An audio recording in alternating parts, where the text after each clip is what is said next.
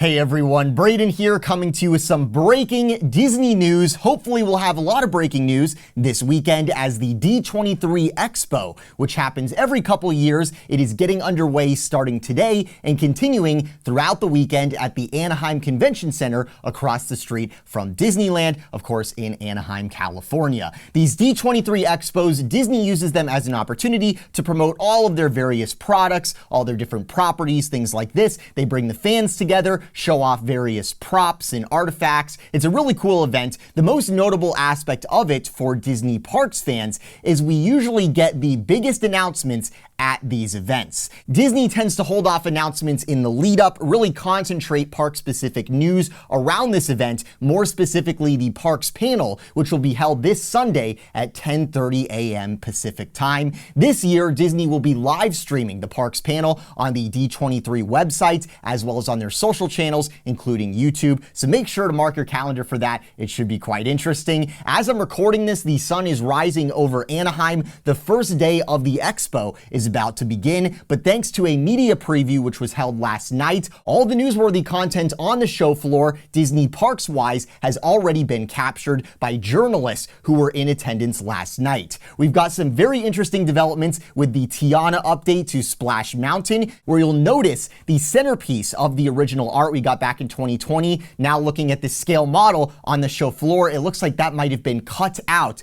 budget cut out of the plan. There's also been some other big changes to that attraction, which we'll take a look at. We've also got amazing artifacts to see. We've also got our first look at a certain finished statue that Disney originally released concept of years ago at one of the past D23 Expos. So that's the setup. We've got a lot to get into here. Let's get started. The first big event last night was Disney CEO Bob Chapek inviting guests inside the Walt's plane exhibit. Years back, you might recall we broke the first photos of Walt's plane in its new storage location outside backstage at Walt Disney World, previous to its removal from Hollywood Studios, where the plane had a wrap on it and it was featured in the backlot tour. They got rid of that. They put it backstage. For years, it just sat rotting away backstage. And then finally, Disney announced that it would be transported out to Anaheim for this D23 Expo event. The exhibit is sponsored by Amazon, so I surmise they might have had something to do with the cross-country transport of it here. They got it over. It's all back in one piece. Here's a clip of Bob Chapek talking Walt Disney's iconic plane, as well as where the plane will be headed once the expo is over.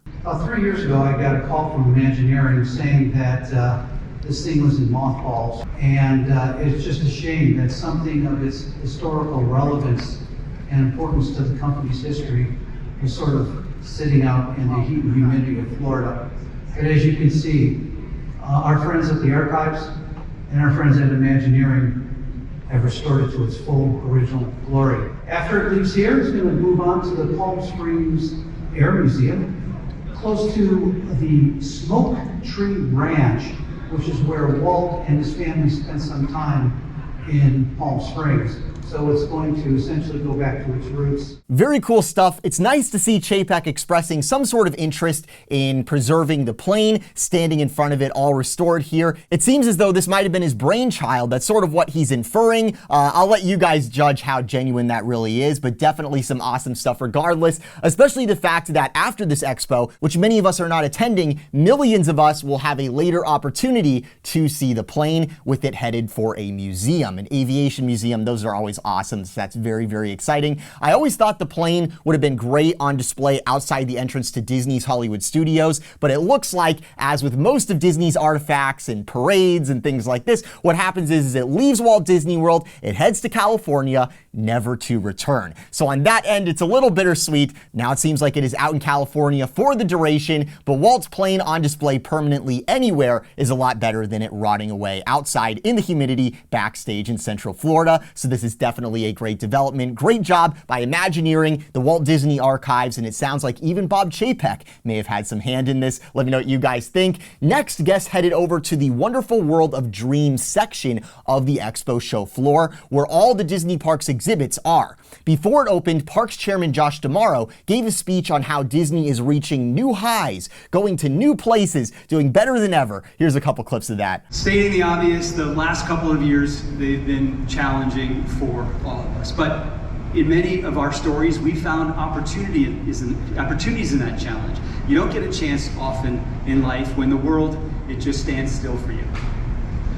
That moment gave us the opportunity to innovate and introduce new technologies that are already delivering a better guest experience. You'll see how we're taking the story of Tiana even further and bringing it to life in really authentic ways with Tiana's Bayou adventure, which is coming to both Walt Disney World and Disneyland Resort.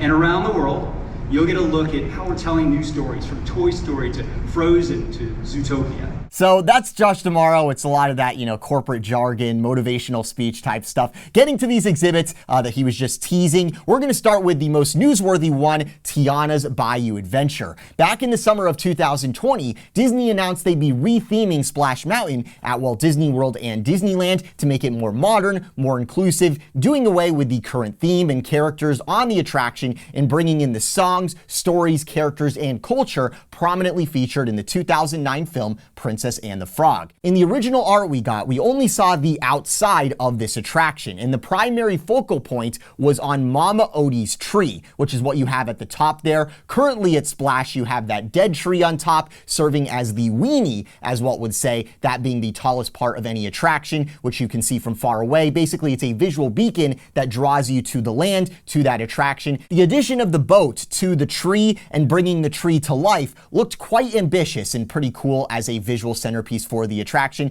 You guys probably already know where I'm heading with this, so let's just take a look at this updated model we got today. Not surprising at all, Disney has budget cut most of what you saw in that original art out. The stuff that's in the foreground in the original art is nowhere to be seen. The stuff in the background in the original art is nowhere to be seen. I wish Disney would just not give us art and just not announce things at all. I mean, I would probably have a hard time in my business considering I cover Disney news, but they announce all these things. We saw this with Toy Story Land, Galaxy's Edge. Now with this, they announce one thing and they deliver something that is substantially less. And we know that a lot of stuff has to happen to make these things come to life. You have to have someone create this stuff. Imagineering has to work with suppliers, contractors, material concerns, supply shortages, all these things. There's a lot of logistics in bringing these things to life. The executives change the budget for these attractions as they go. It's a lot of work for the Imagineers to bring these attractions to life. And we all understand that the concept art might not end up being exactly what we get. But in the past, there has been many attractions, the further back you go, where the concept art matched almost exactly what we ended up getting, or what we ended up getting was even better than what was originally announced. Now, lately that trend has reversed, and Disney promises a lot and delivers quite a little. You look at Galaxy's Edge, remember all those things they were going to do, like the droids around the land and all that stuff? We got very little of what was originally promised with Galaxy's Edge. Toy Story Land was a lot more extensive. They were going to do some more impressive stuff engineering-wise than what we ended up getting, which was much more basic. And then here with Tiana, it looks like we're getting this different facade, which is basically just a bunch of artificial plants glued to the outside. We aren't even getting that highly themed visual centerpiece by the looks of it. And maybe we will.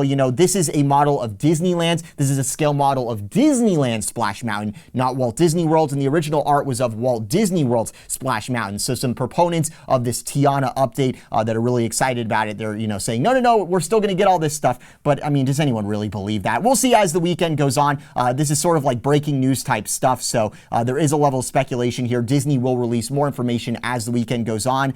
But I have to say, looking at this, it is quite disappointing. I'm pretty disappointed with what we're seeing here. And it's just embarrassing. It's embarrassing to be a fan, call yourself a fan of this company, and then they routinely do this where they announce one thing and they deliver another. And you look at Universal, and I'm not saying Universal is better than Disney. Disney has a lot of properties that are better than what Universal has to work with. But if you look at the way that Universal does their public relations, you'll notice that what they do is they start building stuff. So they come up with an idea, they build out the plan, they have the blueprints and everything, they start building the attraction itself. Sometimes they finish the attraction itself before they even acknowledge that it exists. And this creates a lot of excitement on the fan end because it's like, what are we going to end up getting? And there's all this speculation and all this fun and all these rumors. It's fun for the fans. It creates a lot of hype. And then you end up at the final product and it's like, wow, this is really cool. Whereas with Disney, if we hadn't known about that original original plan for the splash facade, this that we're looking at right now might look fine, but we know that it's a far sized down version of what was originally planned. So now that is going to hover over, it's sort of going to be this dark cloud over the whole thing.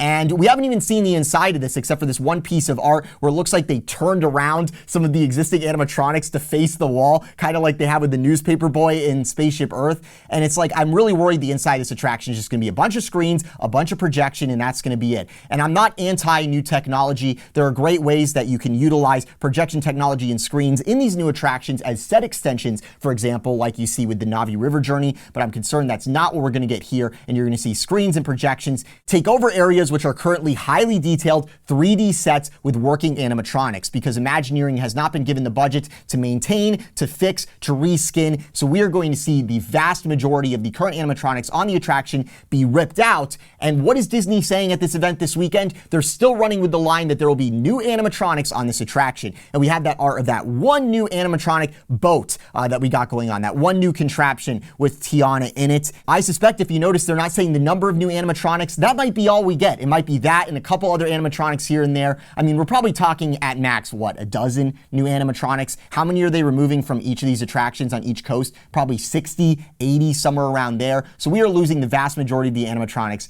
And what are they going to do instead? It's probably going to be a lot of screens and projections. I really want us to see more of the inside this weekend. We have the parks panel on Sunday. Disney's going to be talking a lot more about this Tiana attraction over the weekend for sure. I hope we see some of the inside, because that's the actual difficult part of creating these attractions, is the inside. And this facade on the outside is not very impressive. Let me know what you guys think. As I said, it really looks like they just put together a bunch of artificial plants on the outside, kind of glued them on there. They're actually testing those plants to see how they interact with the Florida sun right now behind Splash Mountain in real life. So for those Splash fans out there that still think this update isn't happening, it's happening. I'm sorry to inform you, it is definitely happening. I'm just really worried that what this is Disney is updating Splash to say they updated Splash. They're not updating Splash to make it better or to make a better attraction. They're just updating it to say that they did it, and that's why we are going to see a low budget reimagining of this attraction. And I've been warning about this for a long time, and it seems like it might end up being the case. Moving on to a different dimension of this Tiana's Bayou Adventure update we got here, we have some new hints at the attraction's story. As you might notice, Mama Odie's tree is gone, and now we have this water tower, which looks quite conventional. I'm sure this is much easier for Imagineering to procure, put together, probably why they're opting for it. But on that water tower in the model and in the art, you might notice that it says, employee-owned Tiana's Foods, established in 1927. And journalist Scott Gustin broke news last night that an all-new retail store will be opening in New Orleans Square at Disneyland Park on September 20th, just a couple weeks from now by the looks of it, called Eudora's Cheek Boutique, featuring Tiana's gourmet secrets. So the theme that's going on with this attraction, which we're seeing on the water tower featured in this new art, in the new model, it looks like that's going to be extending into an actual food location of some kind here. As I've been saying, there's a lot more to come this weekend on this Tiana Bayou's Adventure stuff. We're going to hear more about the story, what's going on with the attraction, probably some announcements on Sunday with the parks panel, maybe some stuff before then on the Disney Parks blog. We will see. If you want to stay on top of all of it, I will keep you up to date. Make sure that you are subscribed and you have all the notifications on, especially this weekend, because we got a lot more on the way. Hopefully it'll be quite exciting. Also inside the parks exhibit area, that was just one thing, the Tiana thing, which is quite interesting. We also have some other stuff like a scale model of the Toontown update Disney is currently working on out in Disneyland. You'll notice this together with the Splash scale model, which is also a scale model of Disneyland Splash,